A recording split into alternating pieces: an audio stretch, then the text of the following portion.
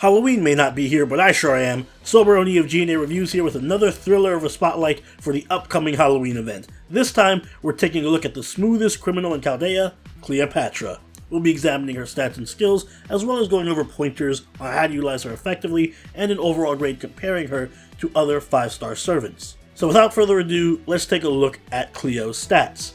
Cleo has a max HP of 13,402, which is the second highest among all assassin servants. However, it is slightly below average when compared to all other 5-star servants. Her max attack of 11,088 is the second lowest among all 5-star assassins, and when factoring in the 0.9 times class modifier, her effective attack becomes 9,979, which is extremely low for a 5-star servant. Taking a look at her skills, her first skill is Imperial Privilege rank A, which has a 60% chance of increasing her attack for 3 turns between 20 and 40%. It also has a 60% chance of increasing her defense for 3 turns between 20 and 40%, and it restores between 1,000 and 3,000 HP to her, all depending on level. Her second skill is Golden Rule Wealth and Body rank B. It increases her NP gain for 3 turns between 20 and 40%. It also restores HP to her per turn for 3 turns between 500 and 1000, both depending on level, but it also has the effect of increasing her NP gauge by 10% per turn for 3 turns. And finally, her last skill is Protection of the Goddess rank C, which applies invincibility for 1 turn. It removes all of her debuffs, and it also grants her between 10 and 20 crit stars depending on level. Taking a look at her passives, she has Presence Concealment rank B, which increases her critical star drop rate by 8%, and Divinity rank D, which applies damage plus 125. Moving on to her deck and Noble Phantasm, Cleopatra has a Buster Quick deck with Quick Arts Buster, and she has a Buster Noble Phantasm. Her Noble Phantasm is Uraeus Astrape, which increases her Burster card effectiveness for 1 turn between 30 and 70% depending on overcharge, and it deals heavy damage to all enemies with between a 300% and 500% damage modifier depending on level. It also has the demerit of decreasing her own HP by 1,000 whenever she uses it. Taking a closer look at her cards, we see that her Quick card hits 4 times, her Arts hits twice, her Buster hits 3 times, and her Extra attack hits 6 times. She has an NP gain rate of 1.06 and a star rate of 25.5. And this translates into really good Noble Phantasm gain despite only having 1 Arts card, due to the high Noble Phantasm gain rate and the high amount of hits that she has on her Quick and Extra cards. She also has very good star generating for the same reasons. Poor Cleo, she seems to be often skipped over whenever we talk about the upcoming great servants that are about to be released. I guess being a Buster assassin that comes out only a few months before King Hassan sinks your popularity a bit. But I'm here today to tell you that she deserves a lot more respect than that. At first glance, Cleo seems like an offensive assassin built for farming with the strong AoE Noble Phantasm. However, there is much more to her and her kit than just that, thanks in large part to being absolutely loaded in the skill department. Right off the bat, she has Imperial Privilege, one of the best skills in the game. At worst, this is just a very short cooldown heal, which gives her some really good survivability.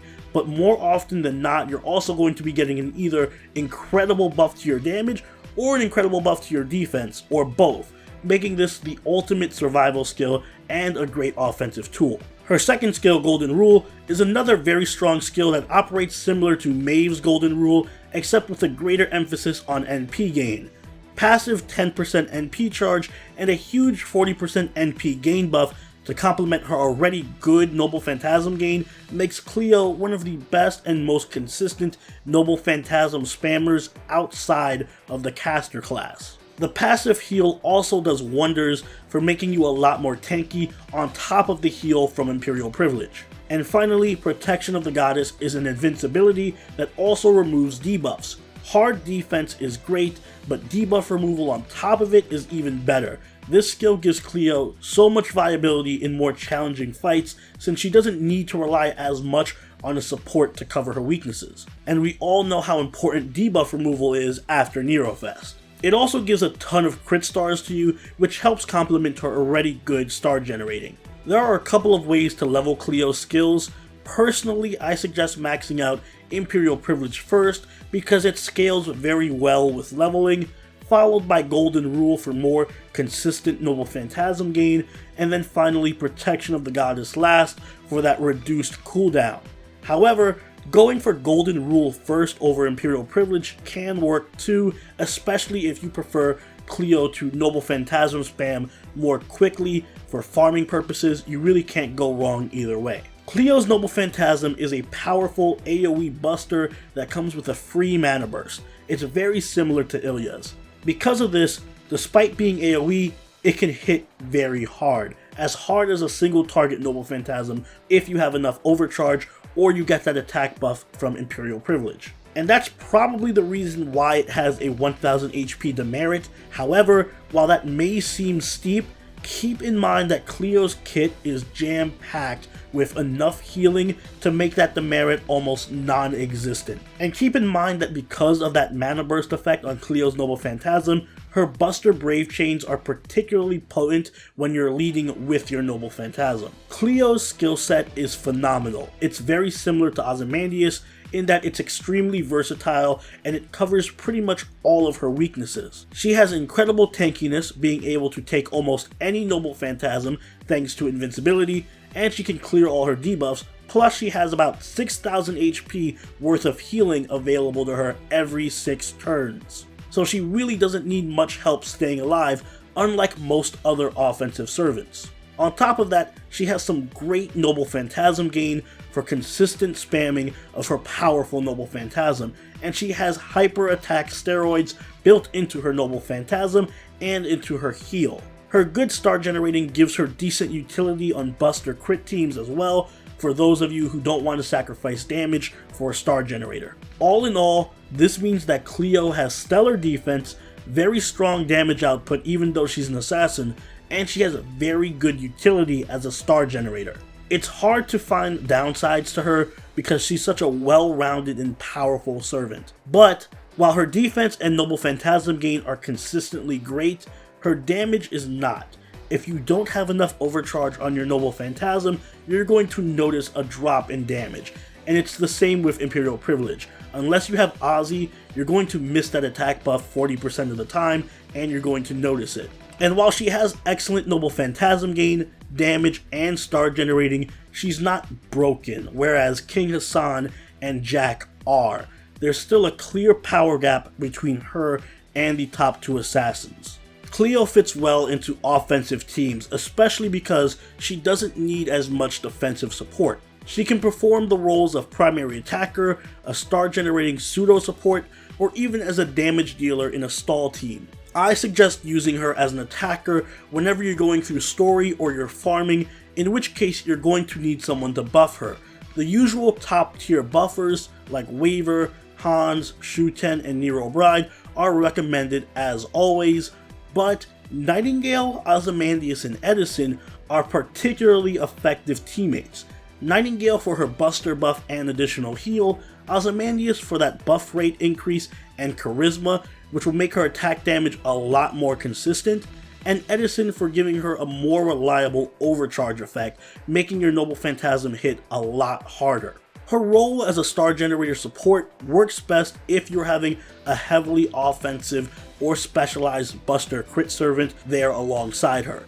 Rama, Gil, and Nobu are perfect for this, as while Cleo can provide all 3 of them with the crit stars that they need, Rama and Gil can support her with charisma for more consistent damage, and Nobu can support her already crazy high NP gain with strategy, which leads to more Noble Phantasm spamming. And finally, when facing challenge quests like Nerofest, you're going to want to go for a more defensive team, and while the usual stallers like Waver and Hans are fantastic, both Mosh and Leonidas also provide tremendous synergy with Cleopatra. Both of them can give Cleo ample defensive protection while also buffing her attack, so you're not sacrificing as much damage. Cleo's Bondcraft Essence is Serpent of Fate. It increases all allies' Noble Phantasm damage by 25%, but decreases defense by 10%. It's a decent craft essence, but it's not worth the defensive debuff most of the time.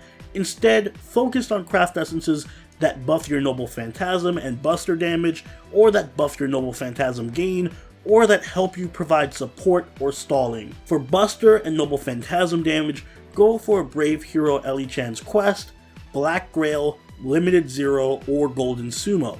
Black Grail is especially potent because even with the burn damage and the demerit on Cleo's Noble Phantasm, she has enough healing to nullify all of that. For Noble Phantasm gain, I suggest using Kaleidoscope or Halloween Princess if you're just going to be farming, while Magical Girl Sapphire or Prisma Cosmos work really well for longer battles. And finally, when supporting a Buster crit team or going for stalling, I suggest using 2030, March of the Saint, Maiden Leading Chaldea, or Maiden Halloween, depending on whether you want more crit stars, more Noble Phantasm gain, more damage, or more HP recovery, respectively. Overall, Cleopatra is woefully underrated. Not only is she self-sufficient enough to do it all, but she also excels at everything. Her damage has the potential to be sky high despite her class and AoE Noble Phantasm. She has enough healing and hard defense to survive almost anything an enemy can throw at her. She can situationally provide utility as a star generator, and because of her high Noble Phantasm gain and strong Noble Phantasm, she's not only a fantastic farmer, but also a strong boss killer. Her only weaknesses are a lack of consistency from her offensive buffs and competition from within her own class, which has two other broken servants that overshadow her. But those are hardly off-putting, and with a good team and in the right circumstance, Cleo can even rival those two in power, so she gets an A from me.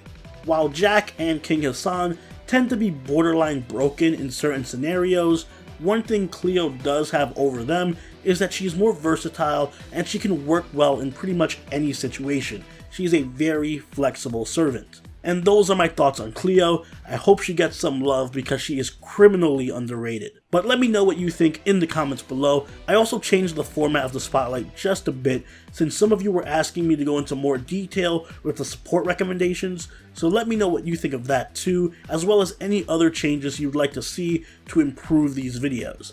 Don't forget to leave a like if you enjoyed the video, and consider subscribing if you really enjoyed the video. Join the party over at our Discord, chill with us on Twitch, and follow us on Twitter. And I'll see you all in the next Servant Spotlight. Soberoni out. Later.